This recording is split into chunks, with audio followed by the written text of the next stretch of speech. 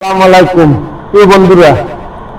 ইসলামী bank পালাইছে, ইসলামী ব্যাংকের লেনদেনে ভেজাল করে, ইসলামী ব্যাংকে টাকা নাই, ইসলামী ব্যাংক থাকবে না। তো কথাগুলো বলতেছে কে? যাদের ব্যাংক থেকে চাকরিচ্যুত করা হয়েছে। দেখছেন আপনারা ভিডিওগুলোয় এক লোক বলতেছে যে যেদিন আমার চাকরি গেছে সেই দিন বলছি যে অভিষেক ব্যাংকের জন্য শুরু হয়েছে। তাহলে ও এখানে চাকরি করত, যার জন্য ওই কথাগুলো বার করছে। বন্ধুরা, ইসলামী ব্যাংক এটা একটা শক্তিশালী ব্যাংক। বাংলাদেশের ভিতরে যতগুলা থানা আছে, ইসলামী ব্যাংকের অতগুলো শাখা আছে। বাংলাদেশের মধ্যে যতগুলো ইউনিয়ন আছে, ইসলামী ব্যাংকের প্রতিটা ইউনিয়নে আপনার এই অনলাইনে যে লেনদেন করে এগুলার অফিস আছে।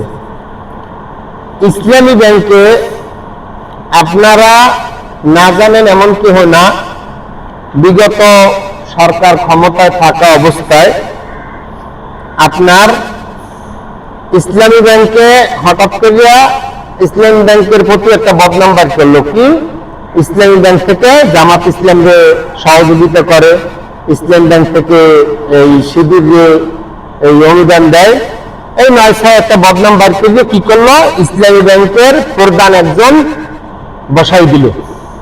বসাই দেওয়ার পর সে ব্যক্তি যদি ভালো হইতো, আমি তো সবাই ভালো, কেউ খারাপ না, সে ব্যক্তি যদি ভালো হইতো তাহলে 100,000 কোটি টাকা দুর্নীতি কিভাবে হইল? ইসলামী ব্যাংক থেকে 100,000 কোটি টাকা দুর্নীতি কিভাবে হইল? আর একার পক্ষে সম্ভব হয় নাই। এখানে ওই প্রধান যারে বসাইছে, এর পরে যতগুলো লোক ইসলামী ব্যাংকে নিয়োগ দিছে প্রত্যেকের ছাঁটাই করা উচিত।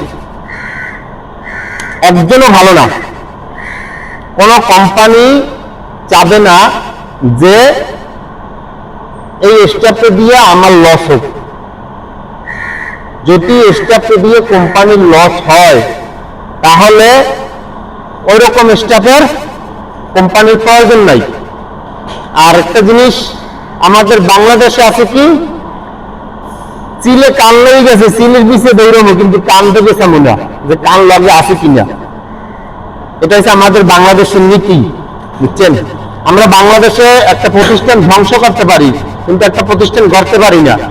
আর এই ইসলামী ব্যাংকে, আমি ইসলাম ব্যাংকে ঘাড়ি, ইসলাম ব্যাংকে আমার অ্যাকাউন্ট হয়েছে আজকে প্রায় 25 বছর। ইসলামী ব্যাংকে বেয়ারিশ যে টাকা আছে, বেয়ারিশ মানে অনেক লোক আছে, সে বয়সের সময় 5 লাখ টাকা রাখছে, 4 লাখ টাকা রাখছে, 10 লাখ টাকা রাখছে, যে বুড়া হইলে খামুকি। তখন ওই টাকাটার কথা বউরেও জানায় নাই, মাইয়ে পোলারও জানায় নাই, হঠাৎ করে লোকটা মারা গেছে। এরকমের ইসলামী ব্যাংকের টাকা আছে কয়েকশো হাজার কোটি টাকা।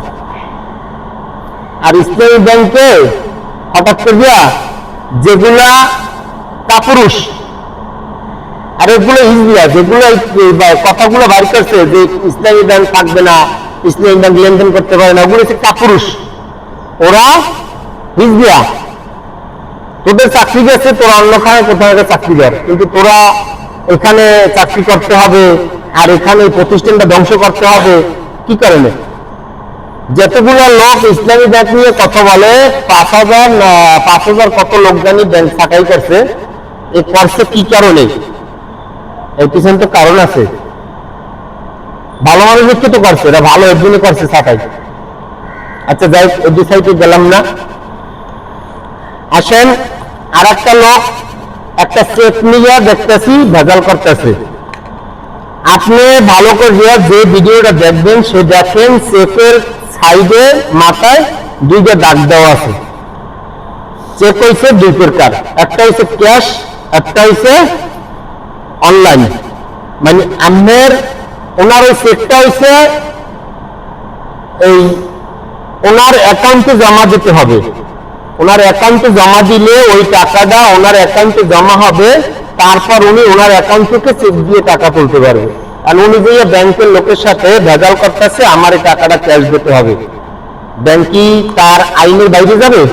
ব্যাংকের দুইটা অফিসার তারে বুঝাইতেছে যে ভাই আপনার এই চেকটা আপনার অ্যাকাউন্টে জমা দিবেন, আপনার অ্যাকাউন্টে টাকাটা জমা হবে, তারপর আপনার চেক দিয়া ওই টাকাটা তুলতে পারবেন। উনি হতে রাজি না, উনি ওই টাকা ক্যাশই লবে। তাই আইন কি ওনার একার জন্য? আর ওখানে ওনার চেকে দুইটা সাইডে দুইটা দাগ দেওয়া, ওগুলো হচ্ছে চেক, ওইটা চেক অ্যাকাউন্টে জমা দিতে হবে, ওগুলো হচ্ছে অনলাইন চেক। উনি ওখান থেকে ক্যাশ লই যাবে। এগুলো আবার ওখানে আর কোন ভালো মানুষ আছিল সেই ভিডিও করে ক্যাশে টাকা নাই। আরে বাংলাদেশে 64টা জেলার মধ্যে কোন জেলার থেকে এখন পর্যন্ত আমি এটিএম বুথ থেকে ফেরত আসি নাই যে ইসলাম ব্যাংকে টাকা নাই, এরকম কোন ইসলাম ব্যাংকের এটিএম থেকে ফেরত আসি নাই। কিন্তু এই যে দেখেন লক্ষ লক্ষ মানুষের বেতন হয় ডাক বাংলায়, ডাক বাংলা ব্যাংকের টয়লেটেও একটা এটিএম বুথ বসাই দিছে, অথচ 5 জন 6 জন সারা দিন একটা মানুষ 12 ঘন্টা ডিউটি করিয়া বাইরে গিয়া সিরিয়ালে দাঁড়াইয়া 5 জন 6 জন 10 জনে টাকা তোলে, আপনাকে টাকা নাই গেল লোকটা চললে আর টাকা তুলতে পারলো না আজকে দিনে। এইরকম 10 দিন 12 দিন ঘুরলে টাকা তোলা লাগে। তো ডাক বাংলা ব্যাপারে তো কোনো কথা তুলি না, কেউ কোনো কথা বলে না ডাক বাংলার ব্যাপারে, যে ডাক বাংলায় টাকা নাই, ডাক বাংলায় টাকা দিতে পারে না। এখান থেকে যখন তোমার ওই স্বার্থে টান পড়ছে তখন আছে কি ইসলাম ব্যাংক থাকবে না, ইসলাম ব্যাংক চলে যাবে। আর একটা প্রতিষ্ঠান ধ্বংস করে কি লাভ? তোর চাকরি গেছে, তোর যদি শিক্ষার গুণ পায়, তোর যদি হ্যাডাম পায়, তোর যদি কোনো রাজনৈতিক চাইলে ঠেলা না পায়, তাহলে তুই অন্য জায়গায় চাকরি কর। আসলে বন্ধুরা আমার কথাগুলো আপনারা বুঝতে পারছেন, যদি ভুল ত্রুটি হয় তাহলে ক্ষমা করে দিবেন। আমরা পারি প্রতিষ্ঠান ধ্বংস করতে, আমরা কোনো প্রতিষ্ঠান গড়তে পারি না। আসসালামু আলাইকুম।